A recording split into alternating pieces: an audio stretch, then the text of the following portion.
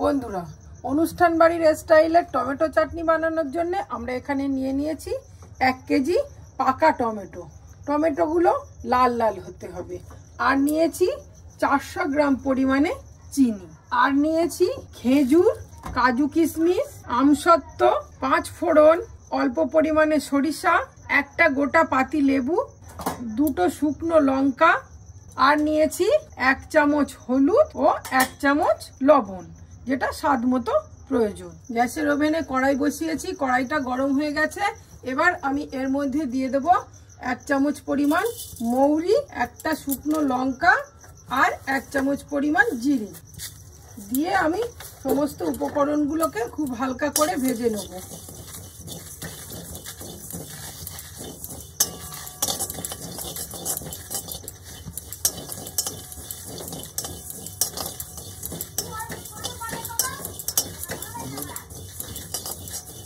আমার মশলাটা ভাজা হয়ে গেছে।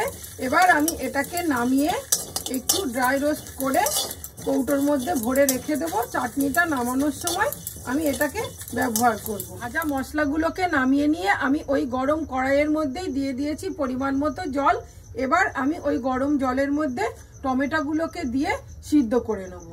বন্ধুরা, টমেটোর চাটনি তো আপনারা সকলেই কম বেশি খেয়েছেন, কিন্তু আমি যেভাবে আজ টমেটোর চাটনিটা বানাচ্ছি এইভাবে অবশ্যই একবার বানিয়ে খেয়ে দেখবেন এবং ভিডিওটা শেষ পর্যন্ত দেখবেন। আশা করি এই রেসিপিটা আপনাদের খুব ভালো লাগবে এবং এই চাটনির স্বাদটাও অসাধারণ হবে। আমার সব টমেটোগুলো দেওয়া হয়ে গেছে। এবার আমি টমেটোটা সিদ্ধ হওয়া পর্যন্ত অপেক্ষা করব। ততক্ষণে আমি খেজুরের থেকে বীজ বার করে নেব এবং আমসত্ত্বটাকে আমি কিউব আকারে কেটে নেব। আমার টমেটোগুলো প্রায় সিদ্ধ হয়ে এসেছে। এবার আমি এগুলোকে নামিয়ে ঠান্ডা করে নেব। টমেটোগুলোকে যদি এইভাবে সিদ্ধ করে একটা গ্রাইন্ডারে গ্রেট করে নিয়ে পেস্ট বানিয়ে যদি চাটনি বানানো হয় তাহলে চাটনিটা অনেক বেশি জুসি হয়। টমেটোগুলো সিদ্ধ হয়ে গেছে। এবার আমি গ্যাসের ফ্লেমটা অফ করে টমেটোগুলোকে একটা ঝুড়িতে ছেঁকে তুলে নেব।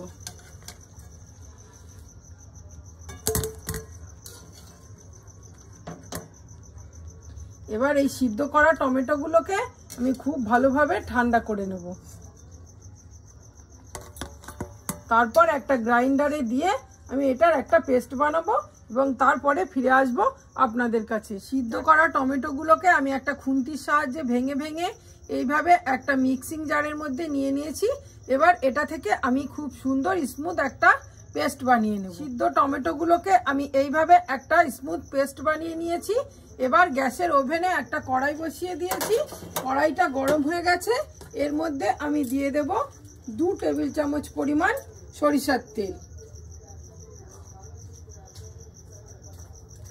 তেলটা গরম হয়ে গেছে। এবার আমি এই তেলের মধ্যে একটা বোটা সমেত শুকনো লঙ্কাকে দিয়ে দেব। তারপর আমি এর মধ্যে দিয়ে দেব খুব সামান্য পরিমাণ কালো সরিষা আর দিয়ে দেব 1/2 চামচ পরিমাণ 5 ফোড়ন। সমস্ত উপকরণগুলোকে দিয়ে আমি খুব ভালোভাবে নেড়ে দেব। তারপর আমি এর মধ্যে টমেটোর পেস্টটাকে ঢেলে দেব।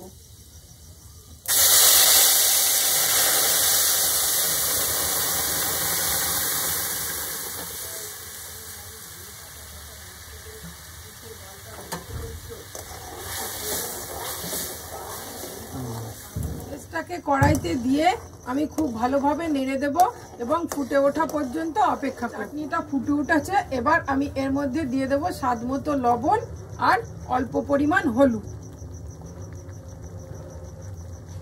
লবণ আর হলুদটাকে দিয়ে আমি খুব ভালোভাবে চাটনির সঙ্গে মিশিয়ে দেব।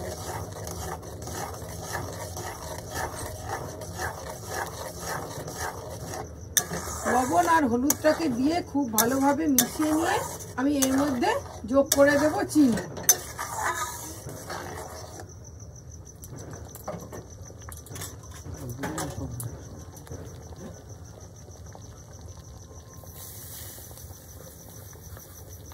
আমি এর মধ্যে চিনি যোগ করে দিলাম। চিনিটাকে যোগ করে আমি এবার অনবরত নাড়তে থাকবো যাতে চিনিটা টমেটোর চাটনির সঙ্গে খুব ভালোভাবে গুলে যায়। চিনিটাকে মিশিয়ে আমি খুব ভালোভাবে নেড়ে নেব এবং একটু 2-5 মিনিট ধরে ফোটাতে থাকবো।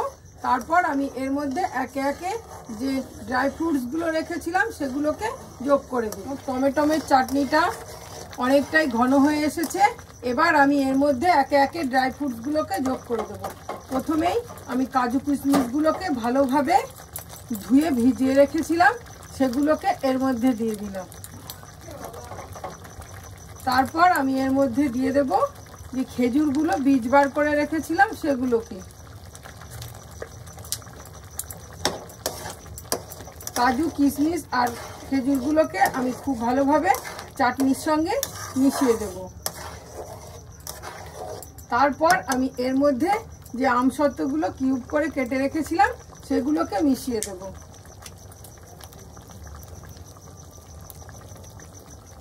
ড্রাই ফ্রুটসগুলোকে দিয়ে আমি 2 থেকে 5 মিনিট ফোটাবো। তারপরেই আমি এগুলোকে নামিয়ে দেব, কারণ চাটনির গরমে এগুলো সিদ্ধ হয়ে যাবে, খুব বেশি সময় ফোটানোর প্রয়োজন হবে না। শেষে আমি চাটনিতে যোগ করে দেব পাতিলেবুর রস। পাতিলেবুর রসটাকে দিয়ে আমি চাটনির সঙ্গে খুব ভালোভাবে মিশিয়ে দেব। এই পাতিলেবুর রস মেশানোর জন্য চাটনিটা যেমন স্বাদে খুব সুন্দর হবে, তেমনি অনেক দিন পর্যন্ত চাটনিটাকে সংরক্ষণ করে রাখা যাবে।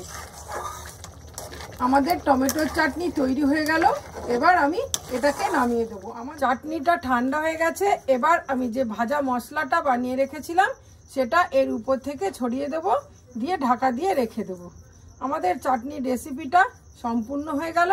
আমাদের এই রেসিপিটা যদি আপনাদের ভালো লাগে তাহলে আমাদের চ্যানেলটিকে সাবস্ক্রাইব করে অবশ্যই আমাদের পাশে থাকবেন এবং লাইক, শেয়ার ও কমেন্ট করে আমাদেরকে উৎসাহিত করবেন। নমস্কার।